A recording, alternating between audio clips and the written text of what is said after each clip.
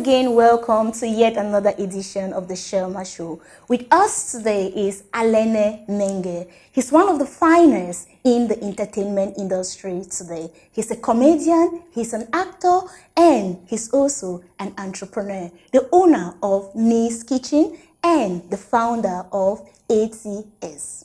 Welcome to the Shirlma Show, Alenne. Yeah, thank you very much. I'm really glad you're here. I am happy myself to be here.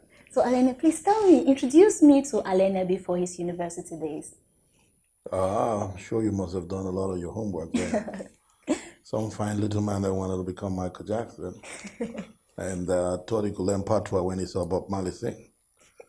But in that kind of animosity, when we grew those days, our parents didn't want us to become the things we wanted to become if we were not supposed to be a doctor or a lawyer.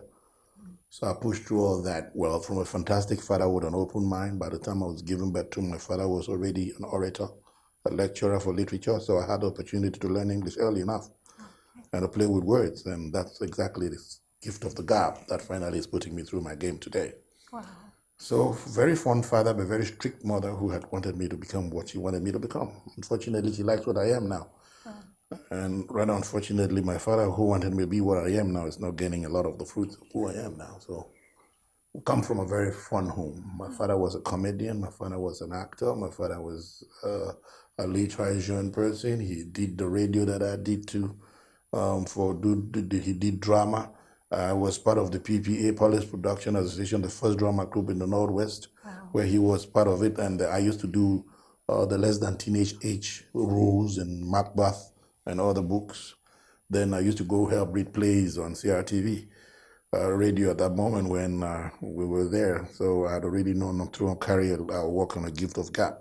Wow. After that, I insisted I wanted to be a singer, play the piano. My father came back from England once with a piano, and it almost caused a divorce in our house. But then, because of that, I knew one step ahead, I'll be what I wanted to be. So at a certain point, before I go to the university, I had to negotiate with my mother to give her a degree and do what I want to do. Wow. And so what will I do if it's not a gift of the gab? What will I do if it's not business that my gap could pay? So I had to choose one of those. Then I had to read history. That's why I have my mind versed. So it's after history that I pushed on investigative journalism. So you see, it was a fun, very fun, very, very fun childhood. Wow. Yeah, so Alenne, after the university, after studying history at the university, you went on to work for Abakwa FM and later went on to co-own Ocean City in Limbe. And now you're the me we know today, right? So tell me something about starting small and growing. Yeah, before then I'll tell you, I didn't do Abakwa FM when I was after university. Okay. There was the biggest radio show in the Northwest run by Divine Chamukong. I did it when I was in Lower State. Oh, wow. So Abakwa FM, I did it when I was in university and I was going there for holidays. Wow. So all those other radio stations were my holiday jobs. I had to do them. It's not like they were permanent, but then I had wanted to give up at a certain point to join CRTV and become an animator, but my mother wouldn't want that. So in the university, I met one of our tenants who had become huge, and I showed him a project. It was the early 90s when,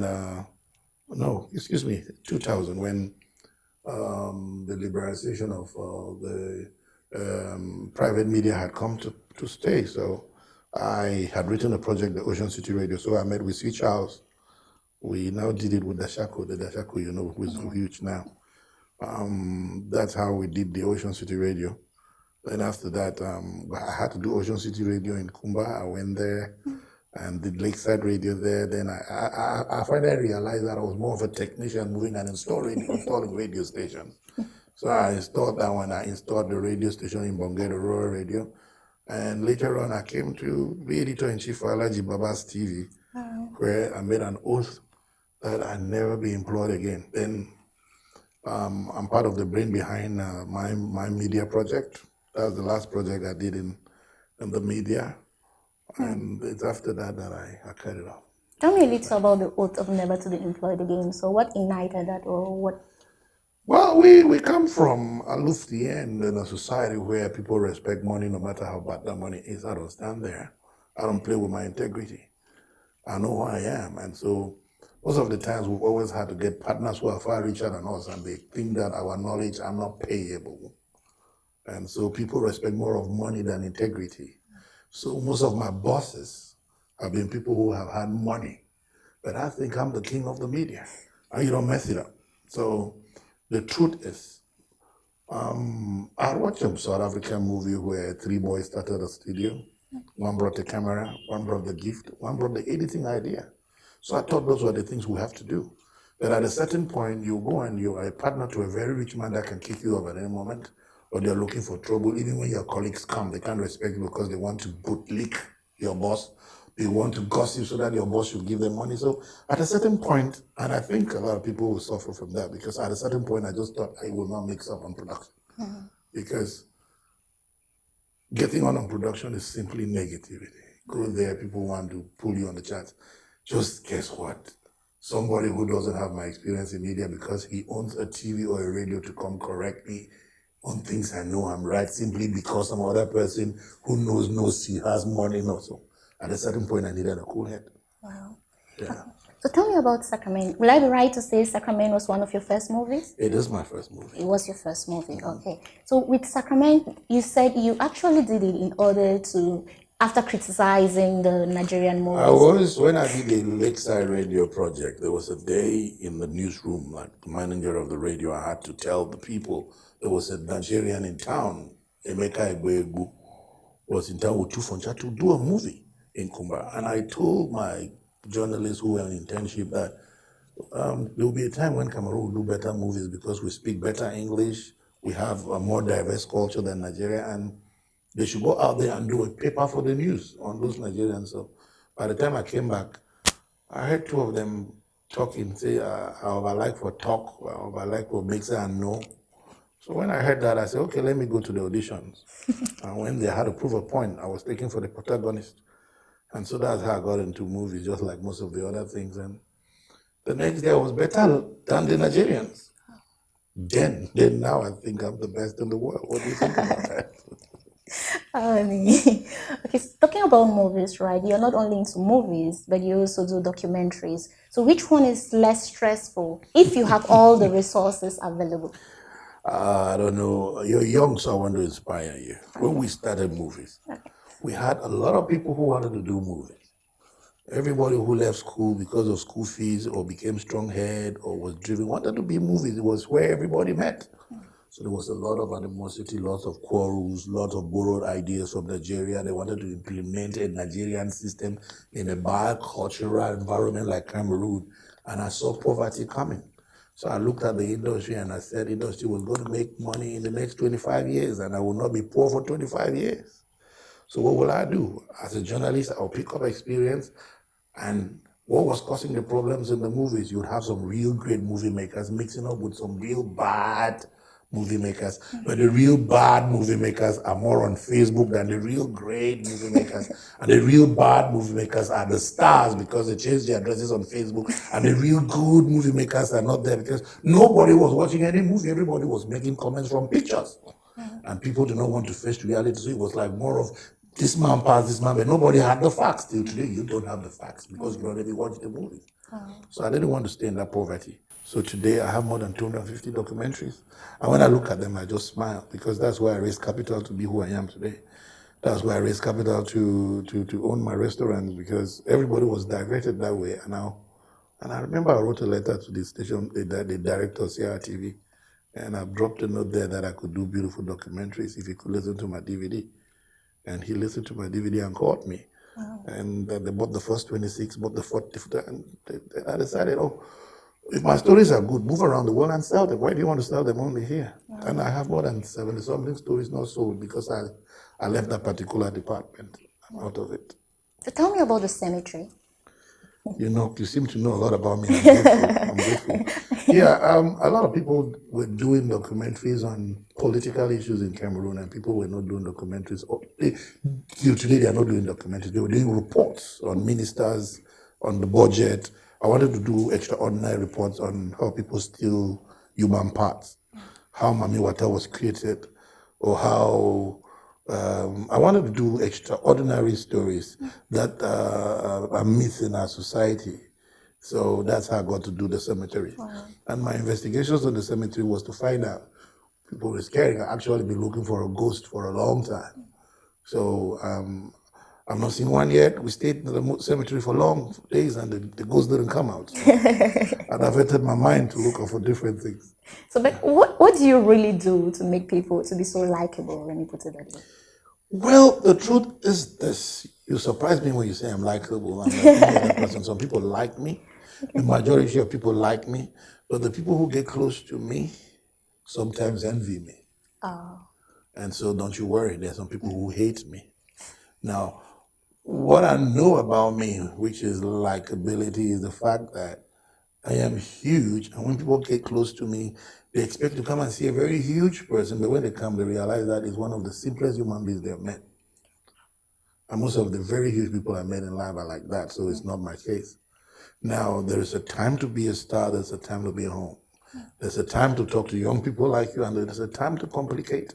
There's a time to dress well, and there's a time to be lively. So it's because of that I don't live a pretentious life. I don't carry people in my heart, and I don't hate nobody. Wow. So definitely that will be like in return. Wow. I know you're enjoying And I know you seem to know too much. I'm right. I'm right about you. I had no choice but to do so. I know you're enjoying this interview, but please let's take a short break and don't go away because after the break, more with Alenne Menget.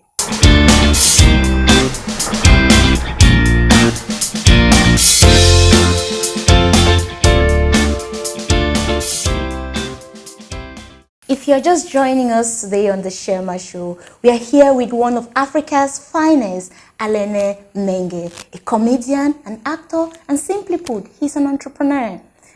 So, Alenne, tell me, how can somebody with all the charisma that you've built, with all the brand that you've built around yourself, then I go somewhere and I read in an interview that you had in 2018, you said you're no longer interested in making movies. So how is that possible? Tell me a little bit about this. Or is it true in the first place? It is true. It is true. Have I done a movie since 2018? Yes, okay. I've done something in Limbe. Okay. I've told you about the animosity. When I signed up for documentaries, I signed up. I guess I'm multi-talented and there's a time to start and there's a time to stop. Now, becoming Best African Actor, that's when I did it with Ramsum Noah, Michael Zerenu, Magic, Michelle, as competitors, and I beat them. I am not a greedy man.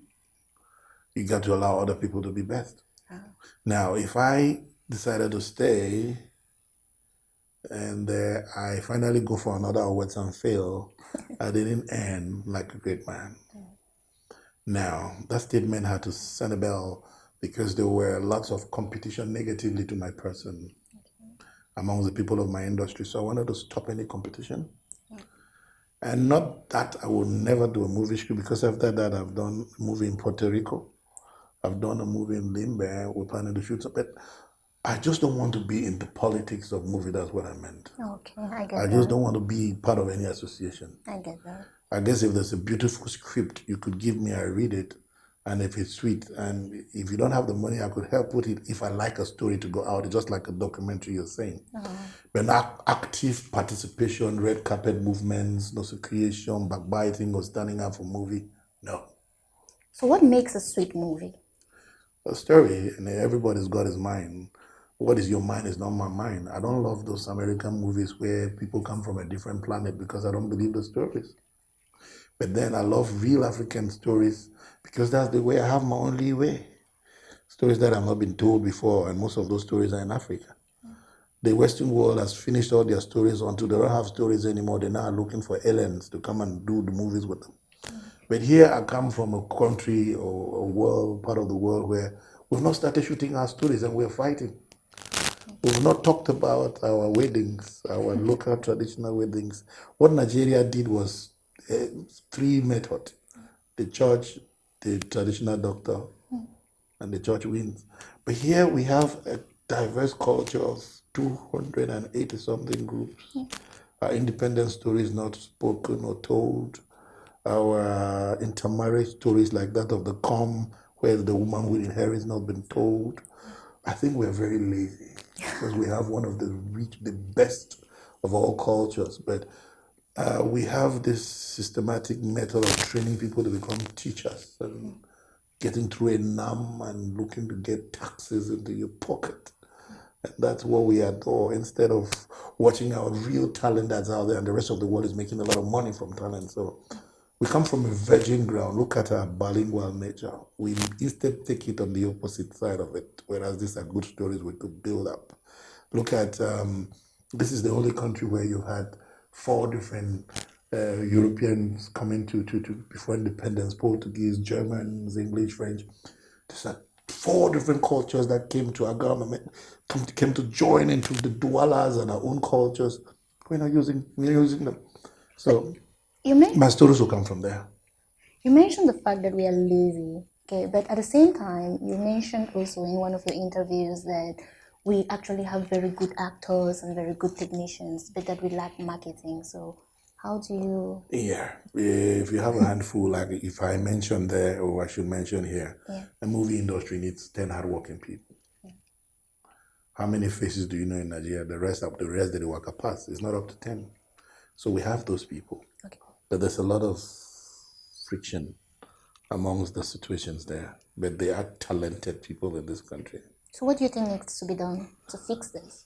You're bringing me back to the politics that I don't want to be part of. Okay. We need to be, what I see today, like I was talking before, we have the equipment and we have a very strong technical background. The people behind the cameras are doing the jobs. Now, today the Netflix has come. There's this other one that was launched the other day, so people can now make money through movies. So let people go and shoot the movies. Let people go and shoot the movies. So do you think that actually solves the problem of marketing? Because it is complicated. Okay. Let me tell you what happens. When I leave this country, I go to Rwanda, I'm passing to London, and the police people are coming behind me, and I think that somebody set me up with cocaine, and they say, "Are you Nee from Nigeria?" And then I know they watched me. When I leave this country and I go to California, by the time I'm getting into a hall, everybody knows me. Okay. When I'm going to Nigeria or Ghana, everybody knows me. But when I get to the Douala airport, nobody knows me. So I want to let you know that the problem is not us, the actors. We come from a country where we were cursed to have only 4 stars. And we never want to get across those stars till they die. Manu Dibango, Paul Biya, Etofis, and Yannick Noir. Those are the stars. Even the guy in the United States who is a huge star out there, not a star here, who is saying he's not a Cameroonian even anymore. It's because we come from a society where people want to drag people down. Hey, no, that John Menget is picking that. Let him come down. So it's a whole mentality. That's why each time Nigerians come here, we love them more than we love ourselves. That's why if I take a picture with Ransom Noir or John Dumelo, that I usually keep saying would not stand my feet in a movie, he would not. Cameroonians will go and love him more. So we are used to. So that thing should be a breakdown from our mentality to love our own. It's not only on that. Everything made in Cameroon is not loved by Cameroonians. Cameroonians believe in a lot of expatriates, whereas we have very good. So that case, the good news is Cameroonians are taking it like it's unbelievable that there are Cameroonian movies on Netflix. So they are forced to love it because it comes from Netflix. So now that's why they give a lot of respect to Cameroonian actors because, hey, I saw you on Netflix. I didn't see you on CRTV. So we have our mentality of things always going to ripe from outside, and when they are ripe, then they start loving them. So now that you see today, if a Nigerian blogger blogs about me, all Cameroonian bloggers will copy and paste it. That's who we are.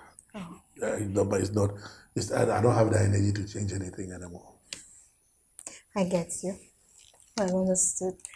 After the break, more with Alenne Menget.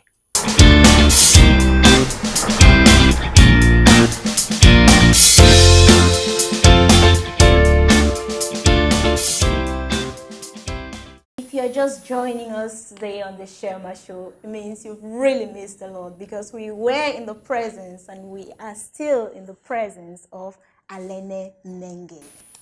So Alenne, tell me about catering. Like, I really don't understand. You leave from an entertainer and now you're into catering. Like, how does it work? So what ignited the love for catering? I come from a family where we cook good food. My mother cooks good food. And I got to dwell and realize that in the evenings, it's only roasted fish and chicken and some food. I love good food. And the English-speaking part of Cameroon has beautiful food. So around here, there was no food. And so I used to cook and lots of my friends would come and eat. At a certain point, I thought they should be paid. So I decided to create a restaurant or a kitchen. My dream is a brand. Okay. I'll tell you the little secret. No star has money. No star has money per film. Tell me more. We make money through our popularity. And if other people have decided to make money through their brands by wearing caps, I want to make the knee money by selling food. So it's an avenue to meet my fans. And you say people love me, that's the reason they come around. Okay. Yes, so that's it. And it's an avenue to meet the world and teach them a little bit of simplicity. One of my best moments is when I'm serving customers. Wow. So when you come and you think you're meeting one of some huge person and he comes and he's the one asking you what you want to drink and he's calling you sir, is to teach people to be very humble. So catering to me is another very important aspect. First, because I don't like eating. I mean, it's very difficult to please me with food because I know all taste. So now I like it when it comes my way or I have to do with them. So that's it. And then finally, like I told you, to insist on that particular point, even those big stars you see, if they don't sign a contract with a company, and not all finally signs, they will die Facebook stars. The business is just, I'm from signing, I must mention, I'm an MTN ambassador, I'm from signing it now. Congratulations once again. And you know, it's because they don't really take that, they take a lot of other things into consideration. And so I can't keep moving on Facebook every day. I need big cars, I need PAs. I need to leave it sometimes. So, Okay. so the only way you can do this is to sell something legally. Wow. And so I want to sell food legally around the world. Wow. Talking about building a brand, right? What do you think some people miss out when it comes to building a brand? It's the difference between being notorious and being famous. Notorious, both of them are popular. Being famous, you're popular. The majority of us, you know, in Cameroon, to become popular by notorious, you just need to go and start insulting people. People will follow you. Or you just need to go and start talking wrong about great people and people will follow you. Or you just need to be insisting on people's private life and people will follow you. Now, the difference between this and positive popularity is that no company will ever sign a contract with a negative human being because they are scared that one day you get back to them. Yes, so that's the difference. Or let me put that's the main difference. So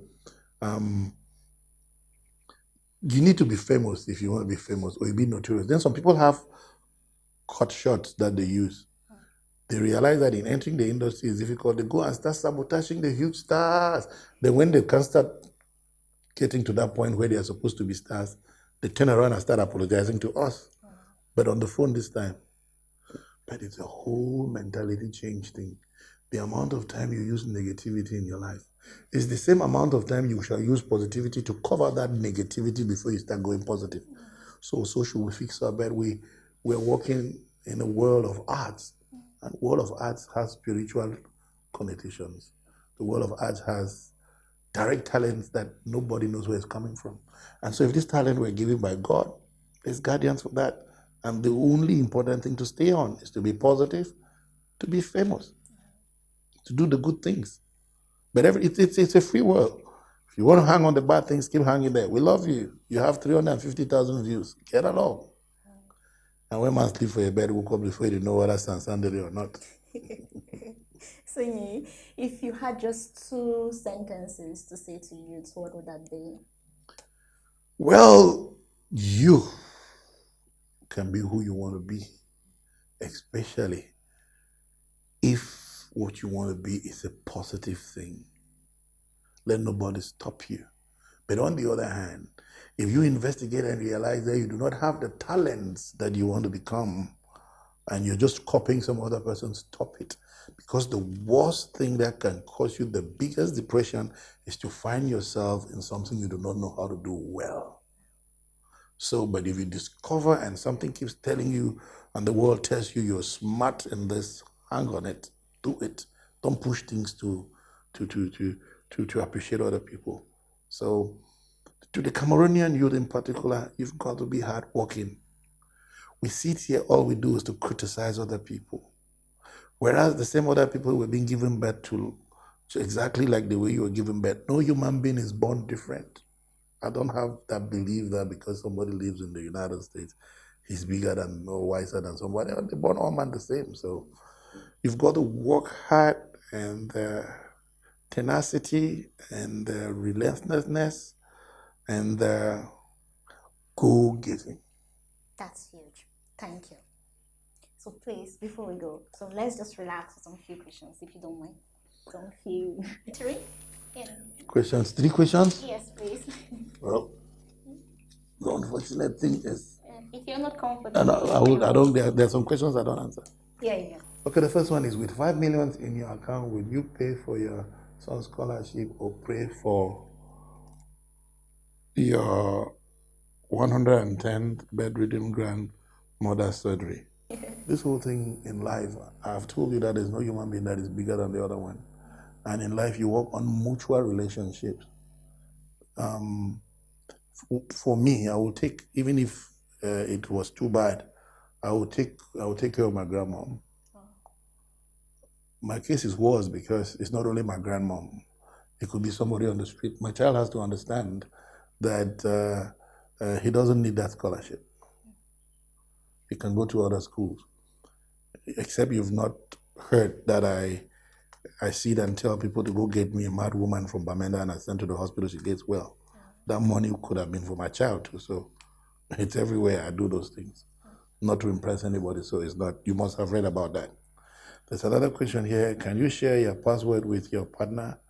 No. Why? I know. No. People are just because I don't want their password, so they shouldn't want my password. Agitativeness does not usually come from a free soul. It comes from jealousy. It comes from lack of confidence. And so a small error could lead to a lot of problems. I am a celebrity and I'm open to the world. I'm one of the few people who answers most of the questions he's been asked on WhatsApp. That's how we've never met. Yeah. So consider that I start misunderstanding what people write. I'm not sure my wife is strong enough to stand some of the things I read. Now, because people bring a lot of their problems to me.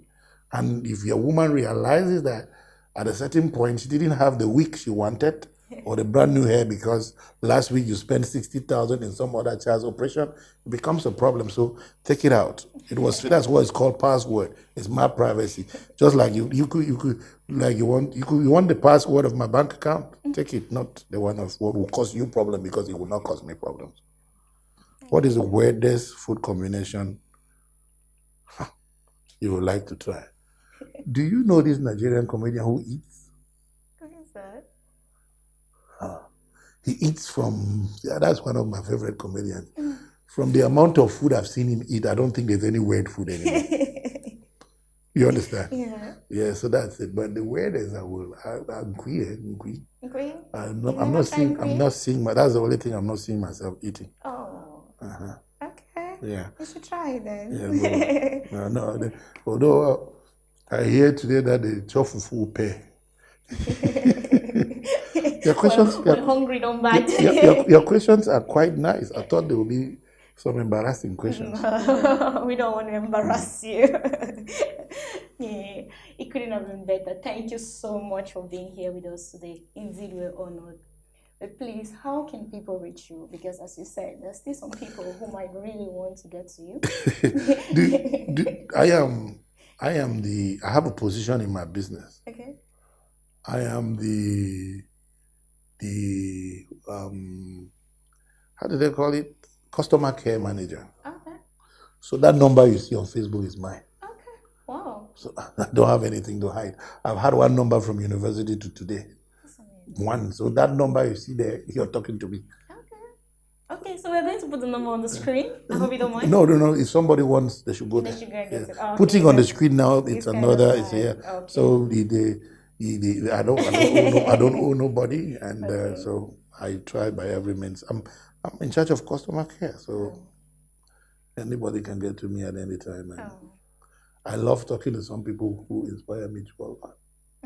Yes, but you should always understand that Nitu has siesta and he sleeps. So if you send a message, the reply doesn't come immediately. WhatsApp is better, so you could drop your message there, and whenever time I read it, I'll get back to you. So, but who inspires you actually? In You this life, inspire a lot of people. So, but who inspires you? finally I'll get confused here. Wow.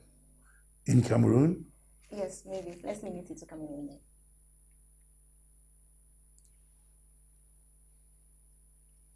In terms of being humble, I like this prime minister so much.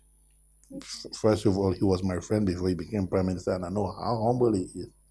So he inspires me a lot because I know him like a humble person, and it's a political figure.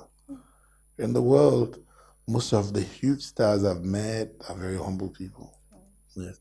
But when it gets to talent, I have my smalls who are very multi-talented, like General Toxic. It's not because he's here with me. Those are the people who wear my shoes. They are passing through the moments I pass through. They are passing through the moments of people's denial. But after that, they'll explode because he does all the arts. So, yes, I am very inspired when I see people doing things that I do. So I also am inspired when I have a good followership. And it's very easy for me to like people. You just need to be hardworking and you bring up ideas. I think you're good. Thank you. We have been in the presence of no other person than Alenne Menget, one of the finest in the African entertainment industry. And he is the founder and owner of Ni's Kitchen, not living out 8 years. Thank you for always being there with us. We are here because you're there. And please, do not forget to subscribe, like, and share our videos. Thank you.